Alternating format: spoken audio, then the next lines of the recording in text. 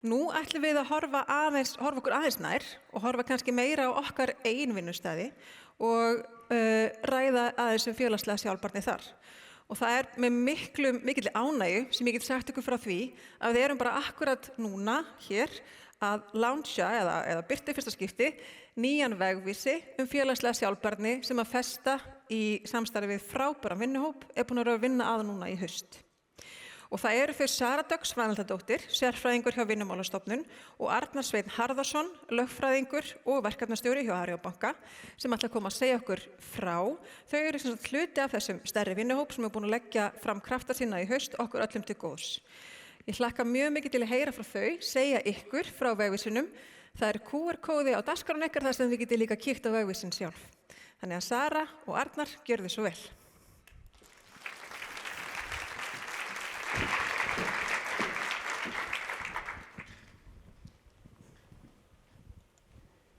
Já, komið sæl.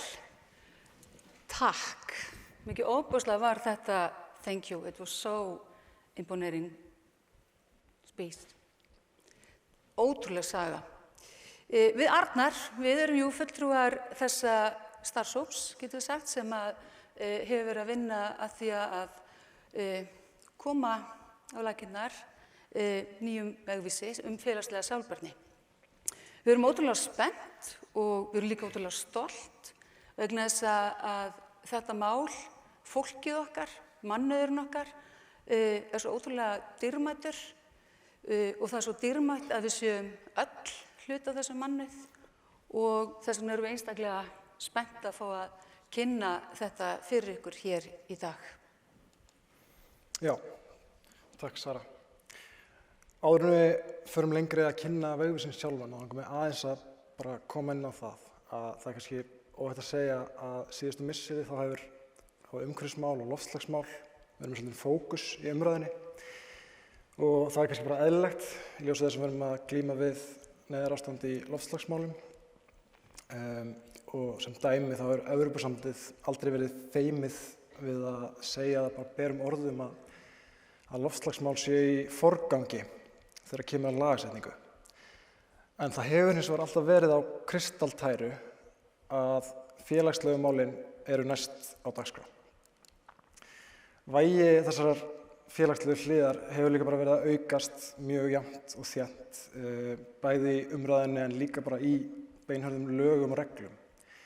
Landslagið að breytast og þessar stærstu breytingar hafa ekki ennþá komið til sögunar. Innan tíðar má gera ráð fyrir því að stóru félögin muni hafa töluvert meiri áhuga á því hvernig birgjar þeirra til dæmis sinna starfsfólki sínu og nærsamfélagi. Og ég og við Sara heldur sér óhætt að mæla með því að fylgjast svolítið grannt með þessari þróun á næstunni. En þetta snýst ekki bara að standast lög, komast hjá bótaábyrgð eða að búa til einhvers konar samkeppnisforskot eins og við fengum að kynnast með alveg gríðarlega áþreifanlegum hætti bara núna rétt í þessu, þá snýst þetta líka bara sjálfsögð réttindi og virðingu fyrir manneskju.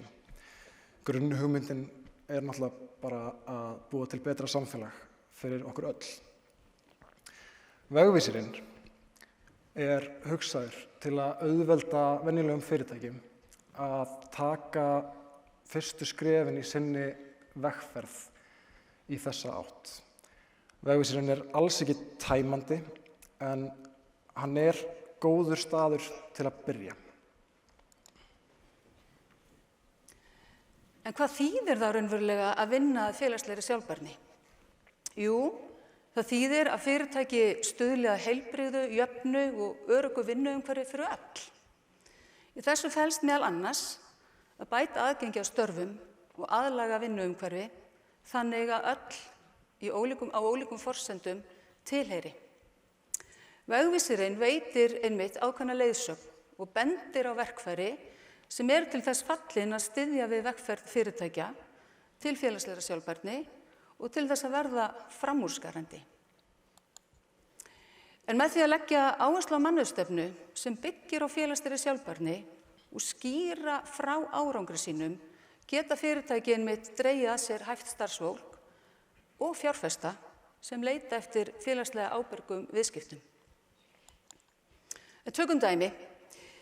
Hvað getur fyrirtæki gert sem vill bæta til að mynda aðgengi ólíkra hópa að störfum hjá sér?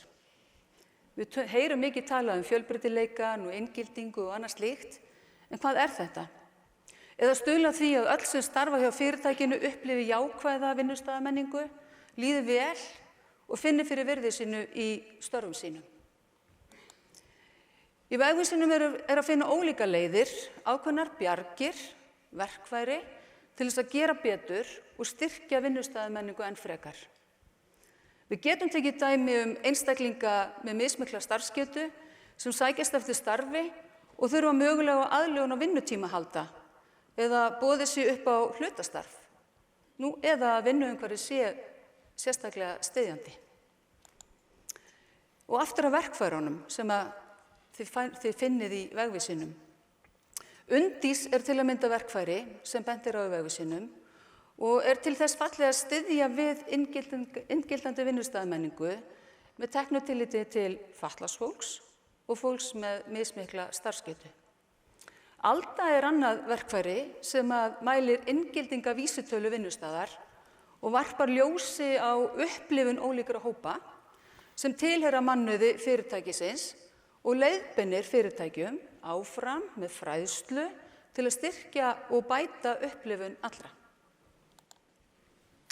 Þetta eru bara dæmi þær lausnir og tillögur sem má finna í vegvísinum og við hvetjum ykkur bara innilega til að skoða vegvísinn og dreifa honum áfram og vonum sannarlega að vegvísinn muni reynast gagnlegur í ykkar vegferð í átt að félagslegu sjálfbærni. Og okkur grunar reyndar að mörg ykkar séu komin miklu lengra en þið haldið í þessari vegferð. Að lokum viljum við bara leggja áherslu á það að við vorum alls ekki eini í þessari vinnu. Það var mjög öflugur hópur sem kom að gerð vegvísisins, bæði í vinnuhópnum sjálfum og sem umsagnaraðilar. Og þið getið séð nöfn þeirra hér að ofan. Takk fyrir okkur. Takk.